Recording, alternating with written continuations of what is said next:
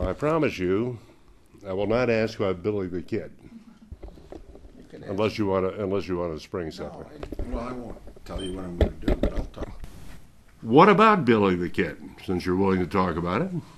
Well, I'm going to consider whether I issue not a blanket pardon, because the guy was a killer of at least 2 deputies when he escaped the Lincoln County Jail, but possibly some kind of a partial pardon, because there's in dispute whether the governor in New Mexico promised him a pardon in exchange for testimony on a murder case. So 53 to 47, the people of New Mexico and the country and the world right now, 53% in favor of a pardon.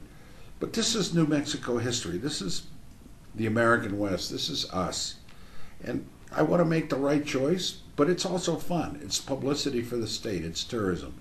It's our American West history. So that's why I'm doing it. And do I take it you will do it? You're not saying it, are you? No, I don't know what I'll do. I am right now going to review the petition. I'm going to review what a lot of scholars have said, the evidence on whether the governor, in effect, there's anything in writing. And then I'll decide probably the next couple of days. I have to, because I only have about 5 days left. You know the old saying, you can scramble an egg, but it's very hard to unscramble it. Yeah. You have scrambled a lot of eggs. You've got the rail runner, death penalty, the medical marijuana. Lots of things have happened under your watch. What do you think might be unscrambled? What is the effort going to be? Well, we clearly were an activist, progressive administration. You mentioned the death penalty, the rail runner, medical marijuana. We also started the spaceport. We also started basically a renewable energy company effort here in the state, movies, good health care, better education system. But there will be an effort to unscramble what we've done. This is a conservative right-wing administration. The voters elected it. But I believe in the end, a good part of my legacy and the programs we enacted will be kept because of the New Mexico legislature. They were basically partners with me on many of these initiatives. On budget issues, we're going to differ a lot. This administration will make cuts on a lot of people, programs, education that I never would do. But across the board, they'll try to unscramble a lot, but they won't have much luck because in the end, I believe the New Mexico legislature will not stand for it. The money situation. It's not going to get any better. You've got some stimulus funds left over from the current crop of money. That'll last through mid-year next year. What then? What do they do? What would you do if you were here? Well, I would pray. No, I think there's a way to balance the budget. We always did. I think you have to look at excessive government spending, but I wouldn't touch education. I wouldn't touch people's programs.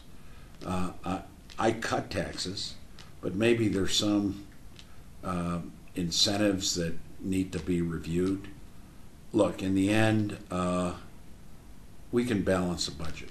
It's not that big compared to other states. It's between $200 and $400 million. It's serious. But in the end, you have to look at the federal government. Maybe they'll throw another stimulus. I hope not, because I'm really personally worried about the deficit. The economy, I can sense, is getting a little better. That means more gross receipts taxes for the state in personal income and corporate income. But it's going to be a balancing act, and I'm glad that we left the state in good shape. We left the state with reserves close to 5%. We got a AAA rating. Our unemployment is quite a bit less than the national average. But we're going to struggle, but it's not going to be something where I'm going to be commenting much. I'm going to stay out of responding to you guys in the media. I'm gone for at least a year, lying low. Nationally and internationally, I'll be more active, but I'm just going to become a citizen that'll turn on your station as I drive my own car, which I haven't in a while. And you're driving it. I'm driving my Jeep. And I'll listen to all your good programming and music and your news, and I'll thankfully be out of it. Well, let's talk about the future. Everyone has harped on the past. It in one way, it does seem inevitable. Do you agree that a high-ranking politician leaves office, and it's not always a pleasant time? You're leaving, and there's some criticism, some cynicism. Harry Truman, FDR, Bill Clinton left. He's regaining it now. Is it inevitable? And how do you feel about that? Well, I do recognize my popularity's gone down. I was at 70% at one point. I'm probably in the 40s. People get tired of you, and I accept that. I've been around for 8 years, actually 30 years. And it's time the voters signal a change. People want to see some new ideas, and they see you on TV a lot, and it's like the cycles in American politics around the country. Incumbents had a bad year. There was a national wave. But yeah, there's cynicism. The economy's in such bad shape, so a lot of voters want to see new ideas and new people, and they're frustrated with the system. I'm going to stay involved in the future in politics. I'll do full-time international work with an institute I'm planning here in Santa Fe that concentrates on peacemaking. I'm going to give paid speeches. This time, anyone wants to hear me speak, they'll have to. It'll be as a paid speech.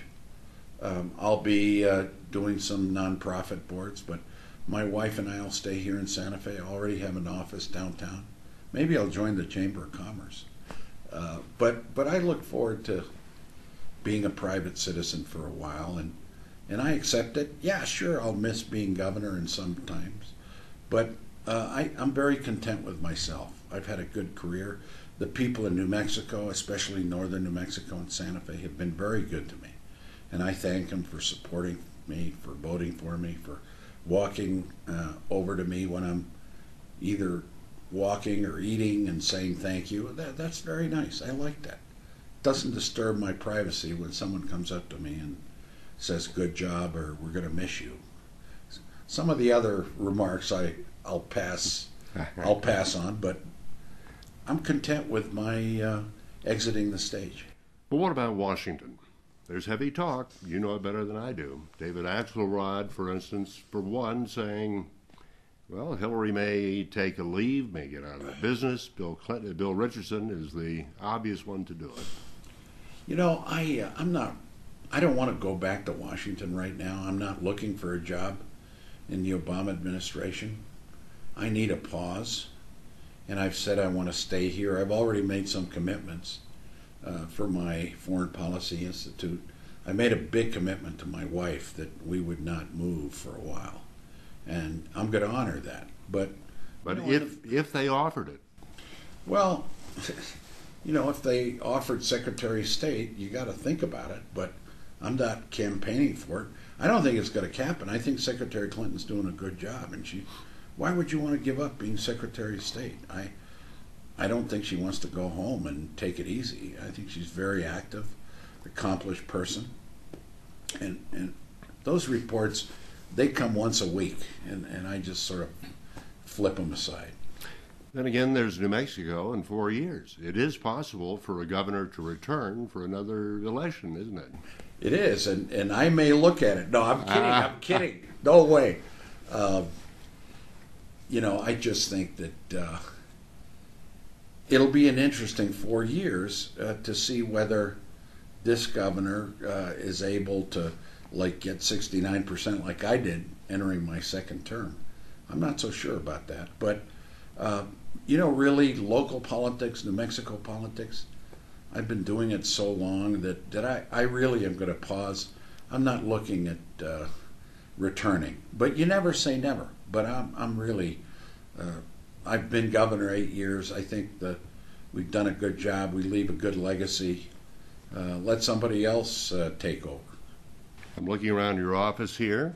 Is there anything There's nothing. you have left Susana Martinez as a parting gift? Yes, I'm going to leave her a note. Governor Johnson and previous governors has been a tradition to leave each governor a note inside the governor's desk with advice, and I'm going to be doing that to Governor Martinez, and it'll be personal governor type advice. I haven't drafted it yet, but I remember Governor Johnson gave me advice like, first, don't take yourself too seriously. That was good advice.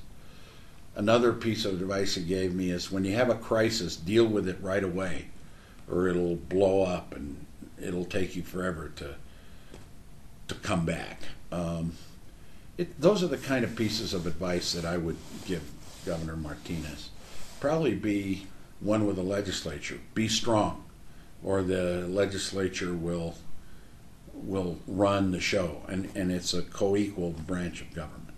They are known to do that, aren't they? They are. Not with me, though. Well, but they try.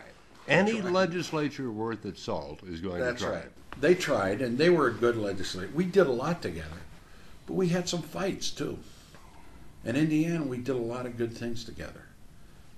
But they're going to try to flex their muscles, and institutionally, they you don't blame them for that. But so my advice will be, remember, the people elected you governor, and you've got to show strength and boldness and protect the powers of the executive branch, respect the legislature, but don't let them run the show totally.